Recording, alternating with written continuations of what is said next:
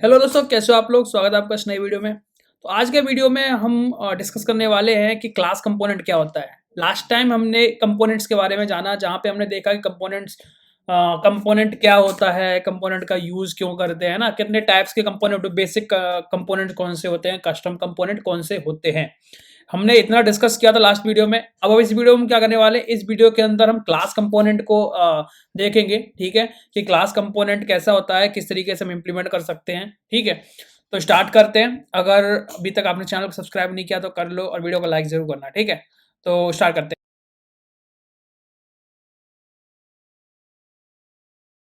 करता हूँ सबसे पहले इस जो मैंने एक .js फाइल बनाई, जिसका मैंने नाम क्लास कंपोनेंट .js ही रखा है, जिससे मुझे समझ में आए कि मैं किस अभी ट्यूटोरियल बना रहा हूँ अपने जानने के लिए। ठीक है, तो अभी हम क्या करेंगे, देखो यहाँ पे बिल्कुल ब्लैंक है।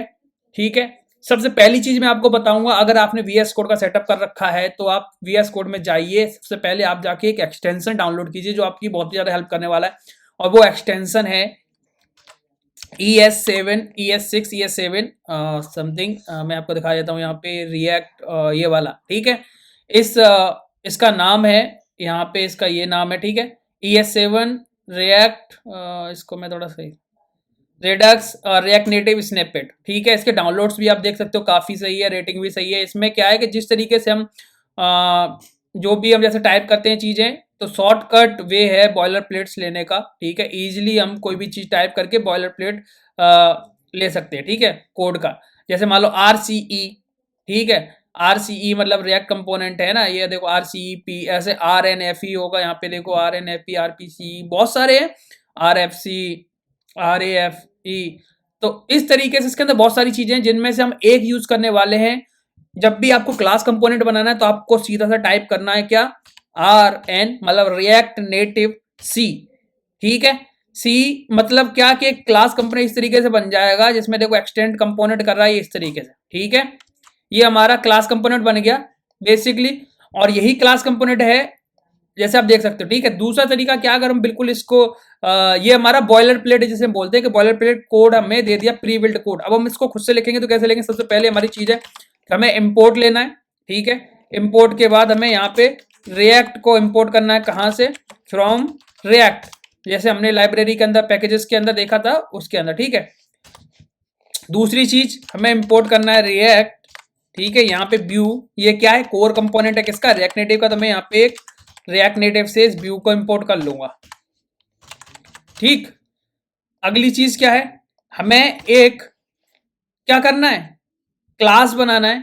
क्लास कैसे बनाते हैं, जावास्क्रिप्ट में सीधी सी बात है, क्लास बनाना है तो क्लास का कीवर्ड यूज करना पड़ेगा क्लास कंपोनेंट बनाने के लिए। तो हमने यहाँ पे क्लास यूज कर लिया। ठीक है, क्लास, और जो भी क्लास का नाम रखने जाते हो, मान लो मैंने क्लास कंपोनेंट है, क्लास कंपोनेंट फाइल का नाम रखा तो मैंने इस तरह लिख दिया। ठीक है, उसके बाद आपको एक्सटेंड करना पड़ेगा। एक्सटेंड कैसे करना पड़ेगा, कंपोनेंट को, क्योंकि हम इसे कंपोनेंट बना रहे हैं ना, कंपोनेंट बना रहे हैं तो इसे हमें एक्सटेंड करना पड़ेगा कंपोनेंट क्लास को। ठीक, और इस तरीके से इसे हम लिख सकते हैं। अब ये कैसे, ये UI रिटर्न कैसे करता है, इसके अंदर दो चीजें होती हैं। ठीक है, पहले तो रेंडर नाम का एक फंक्शन होता है। ठीक है, इस तरीके का, और उसके अंदर रिटर्न नाम का हम एक और ये लगाते हैं, जिसके अंदर हम UI वाला पार्ट लिखते हैं। ठीक है, इस तरीके से अभी ये इस तरीके से आ रहा है। ठीक, क्योंकि हमने इसको क्या नहीं करा, एक्सपोर्ट नहीं करा, इसको एक्सपोर्ट करेंगे। एक्सपोर्ट करने का तरीका क्या है, एक्सपोर्ट लिखो, डिफॉल्ट लिखो, डिफॉल्ट, उसके बाद जो भी क्लास का नाम आपने रखा है, क्लास कंपोनेंट रखा है इस तरीके, तो हमने यहाँ रख लिया। तो देखो सीधा सा हमने ऐसे सेव किया तो यहाँ पे ब्लैंक स्क्रीन आ गई, कोई भी, क्योंकि हमने कोई भी यहाँ टेक्स्ट वगैरह नहीं दिया है। ठीक है, तो ये हमारा क्या बन गया, एक क्लास कंपोनेंट बन गया। क्लास कंपोनेंट क्यों यूज करते हैं ये अभी मैं आपको क्लियर करूंगा सारी चीजें। अभी जो सिंटेक्स पे आप ध्यान दो कि हमें कोई भी क्लास कंपोनेंट बनाना है तो सबसे पहले हमें क्लास लगाना है, उसके बाद उसका नाम, फिर एक्सटेंड्स कंपोनेंट करना पड़ेगा, क्योंकि हम इसे कंपोनेंट बना रहे हैं तो कंपोनेंट के फीचर तो यूज करने पड़ेंगे ना। ठीक है, इसलिए एक्सटेंड्स कंपोनेंट, उसके बाद रेंडर। ये रेंडर क्यों है, ये एक रेंडर फंक्शन है जो UI रिटर्न करता है। रेंडर फंक्शन क्या करता है, UI रिटर्न करता है। ये रेंडर एक फंक्शन हम बनाते हैं जो चलता है ऑलरेडी इस क्लास के अंदर, कैसे, ये चल रहा है। ठीक है, मेन फंक्शन बोल सकते हो इसे, और इसके अंदर ये क्या करता है, UI रिटर्न करता है भाई। ठीक, ये तो हमारी चीज हो गई। मान लो इसके अंदर हमने क्या करा, एक हमने इसके अंदर टेक्स्ट और हमने ले लिया। ठीक है, और टेक्स्ट के अंदर मैंने हेलो डाल दिया। ये टेक्स्ट कहाँ से आएगा, यहाँ पे हमें रिएक्ट नेटिव वाले जो कोर कंपोनेंट उससे मेरे को करना पड़ेगा इंपोर्ट। यहाँ देखो हेलो आ रहा है ऊपर, क्योंकि मैं iOS का एमुलेटर चला रहा हूँ, तो यहाँ पे मुझे सेफ एरिया व्यू यूज करना पड़ेगा, अदरवाइज ये नोच में जाके यहाँ पे कोने में कहीं फंस जाएगा। तो यहाँ पे मुझे क्या करना पड़ेगा, एक और सेफ ये कंपोनेंट है किसका, रिएक्ट नेटिव का, ठीक है, कोर कंपोनेंट्स में से है ये इस तरीके से। तो इसके अंदर हम यूज करेंगे, तो यहाँ देखो ये हेलो यहाँ दिखने लग गया। अब ये नोच एरिया जो भी इस तरीके का सेफ है, ये नोच इसे क्या कर देगा, अवॉइड कर देगा, ठीक है भाई। तो ये क्लास कंपोनेंट का हमें वो तो समझ में आ गया सिंटैक्स। बट एक चीज और है कि जब इसके अंदर हम बहुत सारी चीजें करते हैं, ठीक है, वो जब हम स्टेट वगैरह आगे समझेंगे तो मैं बताऊंगा बेसिकली कि स्टेट को हम क्लास कंपोनेंट में कैसे लेते हैं, फंक्शनल कंपोनेंट कैसे लेते हैं। तो उसकी बात अभी छोड़ दो, ठीक है, क्लास कंपोनेंट की बात छोड़ दो अभी, ठीक है। अभी हमें सिर्फ क्या सीखना है, अभी हमें सिर्फ और सिर्फ सीखना है इसका क्या, सिंटैक्स, ठीक है। फिर इसके हम लाइफ साइकिल मेथड्स भी होते हैं, ठीक है, लाइफ साइकिल मेथड होते हैं इसके अंदर, वो भी अच्छे से देखेंगे, ठीक। तो जैसे मान लो आप क्लास कंपोनेंट बना रहे हो और इसका हम ये देखते हैं कि यूज क्या होता है। देखो क्लास कंपोनेंट की अगर बात करते हैं तो क्लास कंपोनेंट कब आया था, जब ES6 आया था। यहाँ पे हम थोड़ी सी इसके बारे में डिटेलिंग भी बात कर लेते हैं। तो एक वेबसाइट ओपन कर लेते हैं जहाँ पे W3 स्कूल्स, ठीक है, W3 स्कूल्स के अंदर क्या है इसके बारे में हमें थोड़ा सा डिटेल मिलेगा। जैसे मैं यहाँ पे ट्यूटोरियल्स पे जाता हूँ, यहाँ पे मैं सेलेक्ट करता हूँ रिएक्ट, ठीक है, क्योंकि कंपोनेंट वगैरह कहाँ से आएंगे, रिएक्ट से आएंगे, है ना। तो ES6 पहले मैं एक काम करता हूँ, जावा स्क्रिप्ट के अंदर चलता हूँ, जावा स्क्रिप्ट में मैं ES6 पे चलता हूँ, जिसमें बताया गया है, क्योंकि क्लासेस को ऐड कहाँ क्या करा गया, ये देखो JS क्लासेस, ठीक है। तो ये यहाँ पे इंट्रो वगैरह हम देखते हैं, तो ये देखो 2015 ECMA script 2015 also known as ES6 introduced JavaScript classes, ठीक है भाई। जावा स्क्रिप्ट क्लासेस 2015 के अंदर ऐड करेगी, तब से चल रही है। बट क्या हुआ कि टाइम के साथ धीरे धीरे ये थोड़ा सा कॉम्प्लिकेटेड हो गई। क्यों, रीजन क्या है मैं आपको समझाता हूं यहाँ पे। कि देखो अभी हमने पहले रेंडर लिखा, फिर रिटर्न लिखा, अब हम कोई भी चीज करेंगे तो स्टेट वगैरह जो भी आगे बहुत सारी चीजें हैं, क्लास कंपोनेंट्स हो गए, उनकी लाइफ साइकिल मेथड्स हो गई, है ना, बहुत सारी चीजें करनी पड़ती है ना। तो इसका कोड बड़ा होता है, ज्यादा लाइंस होती है कंपेयर टू फंक्शनल कंपोनेंट, ठीक है। तो फंक्शनल कंपोनेंट में हमें कोड कम लिखना पड़ता है। दूसरी चीज क्या है कि जिस बंदे ने जावास्क्रिप्ट पढ़ी स्टार्टिंग में और जिससे फंक्शन बनाने तो ज्यादातर सबको आते हैं, तो फंक्शन जिसे बनाने आते हैं वो क्लास कंपोनेंट में जब काम करता है तो उसके लिए थोड़ा सा टिपिकल हो जाता है ना, ठीक है। तो उस टिपिकलनेस को खत्म करने के लिए फंक्शनल कंपोनेंट पे एरो फंक्शन ऐड करे गए ES6 के अंदर। तो मैं अगला वीडियो जो है उसमें हम एरो फंक्शन को देखेंगे कि वो कैसे हम बनाते हैं, एरो फंक्शन का यूज क्या है। मतलब देखो, तो यहाँ पे देखो ये क्लास ऐड करेगा, उसके बाद यहाँ पे ES6 का कहीं ऑप्शन होगा, ES6 यहाँ होगी, देखो ES6, ठीक है, ES6। तो इसके अंदर हम यहाँ पे ये देखो एरो फंक्शन है, तो ये फंक्शन ऐड करा गया, जिससे क्या है ना कि हम जो क्लास कंपोनेंट्स पे काम करते थे उस पे काम करना कम कर दिया। और एरो फंक्शन क्योंकि ये हमारा जाना पहचाना है, नॉन है, ये हमारे लिए इजी है, इजी टू राइट, है ना, बिल्कुल समझना भी इजी है, लिखना भी इजी है, और हमें एकदम से नई चीज नहीं करनी है।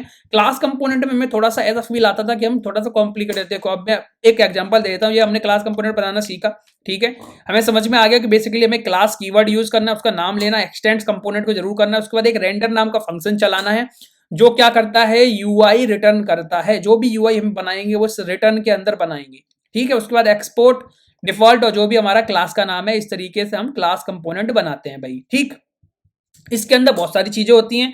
इसके अंदर हम कंस्ट्रक्टर होता है एक, कंस्ट्रक्टर कॉल भी हम करते हैं जब हम, ठीक है, कंस्ट्रक्टर भी कॉल करते हैं। और इसके अंदर क्या आते हैं, प्रॉप्स। जैसे मान लो कंस्ट्रक्टर भी क्या एक फंक्शन है, और वो फंक्शन कैसा कि जब हम क्लास कंस्ट्रक्टर, अगर आपने जावा वगैरह पढ़े हो तो ज़्यादा अच्छे से आप समझ पाओगे। बेदा अगर नहीं पढ़ी है तो सीधा सा छोड़ लो कि कंस्ट्रक्टर एक फंक्शन है, ठीक है, एक फंक्शन है जिसके एज अ पैरामीटर ये प्रॉप्स को लेता है। और यहाँ पे हम इसके अंदर क्या करते थे, सुपर नाम का एक फंक्शन यूज करते हैं और जिससे हम क्या करते हैं, प्रॉप्स दे देते हैं इस तरीके से, ठीक है। अब जब भी हमें कोई स्टेट वगैरह इनिशियलाइज करना, कोई भी वेरिएबल स्टार्टिंग में, तो वो सारी चीजें हम इस कंस्ट्रक्टर के अंदर डालते हैं, क्योंकि ये सबसे पहले कॉल होता है क्लास कंपोनेंट के अंदर। तो जो भी चीज हमें इस UI के रेंडर होने से पहले करनी है वो यहाँ पे हम करेंगे, ठीक है भाई। तो इसीलिए कंस्ट्रक्टर बहुत जरूरी होता है। तो ये कंस्ट्रक्टर हम इस तरीके से लिखते हैं, सीधा है कि ये प्री डिफाइंड है, कॉल करना है आपको सिर्फ कंस्ट्रक्टर। इसके अंदर प्रॉप्स हमने दे दिए, सुपर नाम का एक फंक्शन हमने कॉल करा, इसके अंदर हमने प्रॉप्स पास कर दिया एज अ पैरामीटर।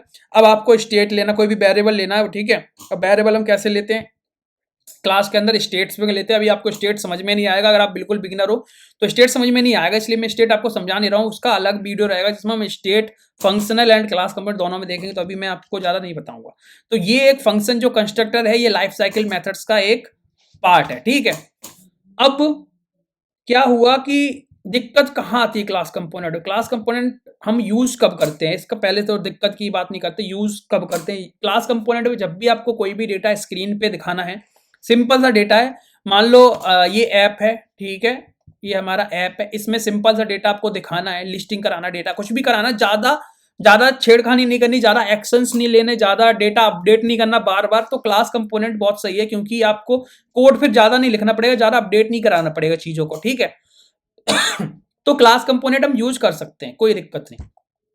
बट ज्यादा हमें कॉम्प्लिकेटेड चीजें करनी है, ज्यादा लॉजिक्स लगाने हैं ना, उस केस में हम क्लास कंपोनेंट को क्या करते हैं, अवॉइड, और फंक्शनल कंपोनेंट पे करते हैं काम, क्योंकि फंक्शनल कंपोनेंट लिखने में इजी रहता है, जिससे हम जो भी बड़े बड़े लॉजिक्स है ना वो इजीली लगा सकते हैं लिख के, ठीक है। छोटे छोटे फंक्शंस बना बना के, पार्ट में तोड़ के, ब्रेक करके लॉजिक को हम आराम से लगा सकते हैं, इसलिए फंक्शनल कंपोनेंट यूज करते हैं। तो आगे हम देखेंगे फंक्शनल कंपोनेंट कैसे होते हैं, ठीक है। तो ये है हमारा क्लास कंपोनेंट, ठीक है।